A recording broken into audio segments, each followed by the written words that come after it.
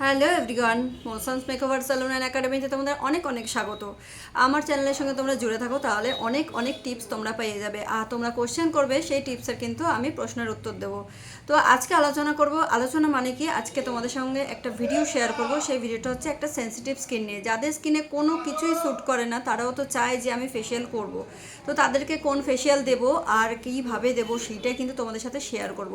তো আজকে আমরা ব্যবহার করব হচ্ছে একটা ভিএলসিসির সেন্সিটিভ স্কিনের যে গোল্ড ফেসিয়াল, সেই ফেসিয়ালটা কিন্তু তোমাদের সাথে আমি শেয়ার করবো। একটু পজ করে। তো তোমাদের সামনে এই যে সেই ভিএলসিসির প্রোডাক্ট, যেটা হচ্ছে একদম সেন্সিটিভ স্কিনে খুব ভালো যাবে। যাদের কোনো রকম কিছু মানে স্যুট করে না, তাদের জন্য কিন্তু এই প্রোডাক্টটা খুব ভালো, ভীষণ ভালো। তোমরা কিন্তু ইউজ করতে পারো। আর আজকে কিন্তু আমি করে দেখাবো সেই এই ফেসিয়ালটাই করে দেখাবো, যে কিভাবে আমি স্কিনে করলাম। আর তার কিন্তু রেজাল্ট খুব ভালো এসছে, আর ভালো আসবেই। তোমরা যদি ঠিকঠাক নিয়মে করতে পারো, তাহলে কিন্তু ভালো আসবেই। তো চলো ভিডিওটা দেখতে থাকো। আর যদি ভিডিও ভালো লাগে, তোমরা অবশ্যই কিন্তু লাইক, কমেন্ট আর সাবস্ক্রাইব করে দিও কিন্তু। আর পারলে শেয়ারও করে দিও, কারণ অন্য বন্ধুরাও তো জানতে হবে, তাই না? তো চলো ভিডিওটা দেখতে থাকো পুরো।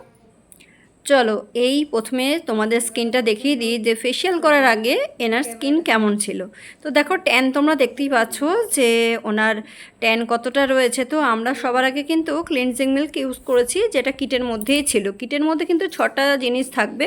সেই 6টা জিনিসের মধ্যে প্রথম কিন্তু থাকবে একটা ক্লিনজার থাকবে। তো সেই ক্লিনজারটা একদম জেল বেসে থাকবে। সেই ক্লিনজারটা দিয়ে আমরা ক্লিন করে নিয়ে তারপরে আমরা একটা কিন্তু ডিটেন প্যাক লাগিয়ে দিয়েছিলাম। তো এই ডিটেন প্যাকটা আমাদের এইচডির আছে, এইচডি ডিটেন প্যাক। এই ডিটেন প্যাকের টা একদম শুকানো অবধি আমরা মুখে রেখে দিই, ফেসে রেখে দিই। তারপরে কিন্তু যখন শুকিয়ে যায়, তখন এইভাবে হালকা হাতে রাফ করে এই ডিটেন প্যাকটাকে তুলে নিই। আর তোলার পরে কিন্তু আমরা 2 নম্বর যে কিটের মধ্যে রয়েছে, যেটা স্ক্রাবারের দানাটা একদমই মাইল্ড পজিশানে রয়েছে, একদমই মাইল্ড, মানে স্কিনে কোনো রকম র্যাশেস হওয়ার কোনো চান্স নেই। আর যেহেতু সেন্সিটিভ স্কিন, সেহেতু আমরা খুব আলতো হাতে এই স্ক্রাবারটাকে আমরা ভালো করে ডলে নেব। কারণ হচ্ছে একটু তো ডলতেই হবে। আর যেহেতু মাইল্ড আছে, সেহেতু কোনো রকম ক্ষতি কিন্তু হবে না, কোনো র্যাশ হওয়ার কোনো চান্সই নেই। তবে তোমরা স্কিন বুঝে ডলবে। কারণ হচ্ছে দেখো, অনেকের পাতলা স্কিন থাকে,